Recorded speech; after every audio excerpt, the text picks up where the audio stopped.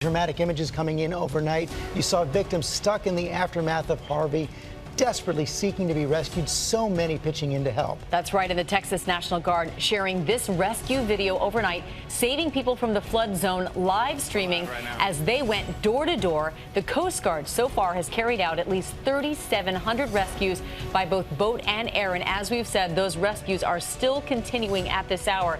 FEMA is estimating as many as 450,000 disaster victims could seek help, and there are at least 7 known deaths right now connected to this storm. That number almost certain to climb. We have team coverage from Texas to Louisiana in the storm zone.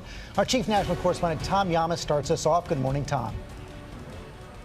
George, those pictures from overnight are so heartbreaking. People and families being loaded into front-end loaders and to those dump trucks in the pounding rain brought over here to the convention center. This is where they're processed. You can see the Houston Police Department is out here in full force along with the Red Cross. And then right here, this is what they call home. The problem, though, the Red Cross had planned for 5,000 people. That's how many cots they have. But right now, they have somewhere around 9,000. So just behind me, we're not going to zoom in here to give people their privacy, but where you see that police tape there are people now sleeping on the floor. It's not an ideal situation. It is far from perfect, but it is dry, it is warm, and more importantly, it's out of the danger zone.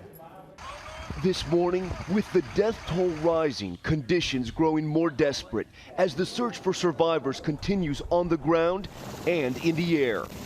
The entire Texas Guard activated, now going door to door during the night. In the air, the Coast Guard rescuing more than 450 people, including this family of 5 wading through the murky waters. We are just beginning the process of responding to this storm.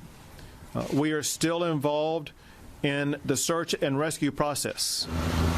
Officials now releasing millions of gallons from the Addicks and Barker reservoirs in the Houston area, hoping to prevent a catastrophic dam failure. But that water inundating neighborhoods, forcing thousands more from their homes. We had to leave some people behind, which is really, really tough in these situations. And overnight, so many scrambling to safety, packing into buses, even dump trucks. This convoy of desperation taking people away from their flooded out homes to places like this. We never experienced anything like this. The Convention Center in downtown Houston. It's the largest shelter housing victims of Hurricane Harvey. The Red Cross had planned for 5,000 people, each one getting a cot to sleep in. But now there are more than 8,000, and that number is growing.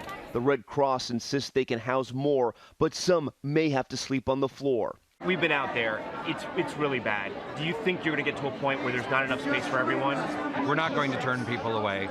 If it has to be some place where we sit in chairs for a little while instead, at least we're going to put a roof over people's head and get them safe. Shelters across the Houston area, dozens of them, are filling up.